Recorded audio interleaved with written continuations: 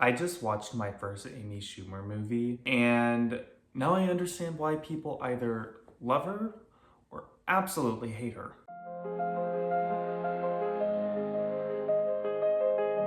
Hey all, my name's Jordan and welcome back to my channel where I watch movies and then I review them and answer 3 different categories. The one thing I liked, the one thing I hated, and the one thing I would change. Today, I'm reviewing Kinda Pregnant. So time to go grab that popcorn and let's begin. Amy Schumer plays a woman who's dreamed of having a baby. And on the same day that her friend announced that she's pregnant, Amy's expecting to get a proposal from her boyfriend.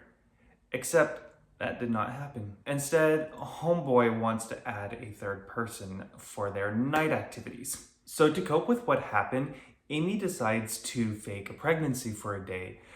She's really enjoying people respecting her as a pregnant woman, and she's just living her best life. However, this turns into a snowball where suddenly she has a new life with new friends, and now she has this secret. On one side, her friends know she's not pregnant. And then on the other side, her new friends think she is pregnant. This movie's a bunch of back and forth between those two realities in a very, a snap of a second. So both of those lives just happen to keep crossing at the same time with each other. She's with her close friend at the mall, and then her new friend's just coming right around the corner. And so what does she have to do? I don't know. The one thing that I liked about this movie was the slapstick. I was going into this movie thinking, I'm not gonna laugh. I just watched a video that Charlie Penguin Z0 did, and he was saying that it wasn't that funny, and I'm like, yeah, this movie's not gonna be funny. I'm not gonna laugh whatsoever. But 20 minutes in, yep, I cracked. I laughed, but let me plead my case. Okay, with slapstick, either you love it or hate it. You either love Dumb or Dumber, or you hate it. And apparently, my brain is just hardwired to think that is hilarious. So yeah, I mean, obviously not every single gag landed with me, but there were definitely a lot of moments. No, I wouldn't say a lot of moments. I don't know why I'm over exaggerating, but there were definitely moments where I genuinely laughed and thought that was hilarious. And I can't really say which ones they were just because, slapstick is all about that comedy that you just wasn't expecting. And if you're up for it, you can go watch the movie and then see if you can find out which moments that I laughed at. Let me know in the comments. Now, the one thing that I hated about this movie was the execution. No, not that execution, just like the execution of the movie, how it played out. I actually really liked the premise of this movie. I thought it was quite entertaining in itself. However, I just think it could have been a lot better because of the writing. It was boring. Now, I do think it's probably because of Amy Schumer's humor. She is a full-grown woman stuck in the mindset of a teenage boy when it comes to humor.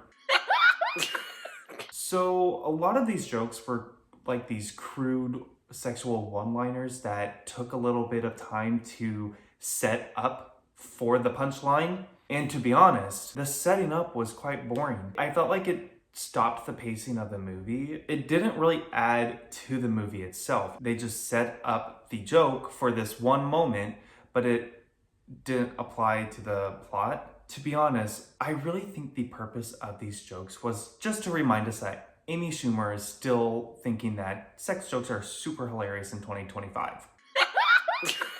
And they're not even that good, they're just like junior high type jokes. It was just boring where I just was checking my phone the whole time. I was paying attention to the plot because, I had to do this movie and review it. But I'm pretty sure I got most of it without even needing to be fully engaged in it. The slapstick jokes were great, and I do think that they added to the premise of the movie. However, the other jokes just kept pausing the movie, and so I didn't really care about them. I looked up when the slapstick was happening. I thought those were funny. So, the one thing I would change, raise the stakes. Amy Schumer gets out of a lot of situations in this movie pretty easily. I just didn't think there was a lot of tension in any of the situations. One of my problems with this movie was Amy, she befriends a pregnant lady, and that lady's son happens to find out that Amy is lying. This son is about 5 years old and has no reason to just keep this little secret, yet somehow he keeps it in the whole movie.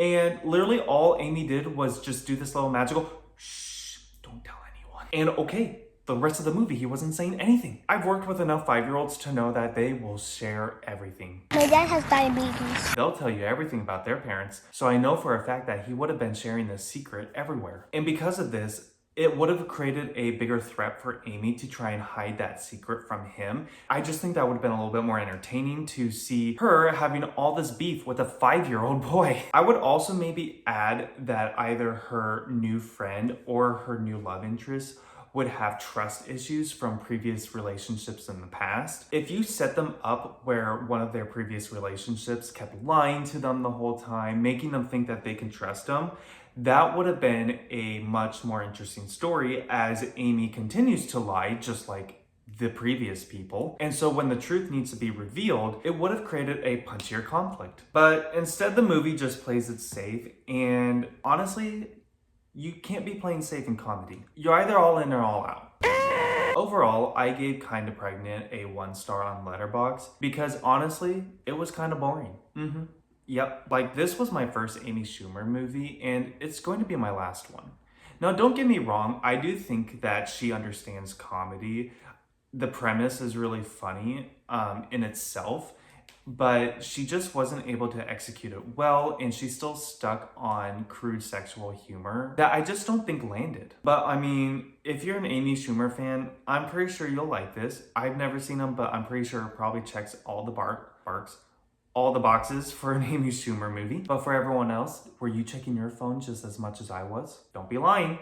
I know sometimes we all be looking at our phone during a movie. I do feel like I see a movie drought upon the horizons in the next few months. And because of that, I want to keep you guys entertained and give you movie reviews that you would find enjoyable to watch. So let me know in the comments what you want me to see, whether that is hidden gems, or you just want to see me in straight agony and torture me by giving me train wrecks to watch. Whatever it is, let me know in the comment section and I might review it. If you like honest movie reviews, go ahead and subscribe to my channel.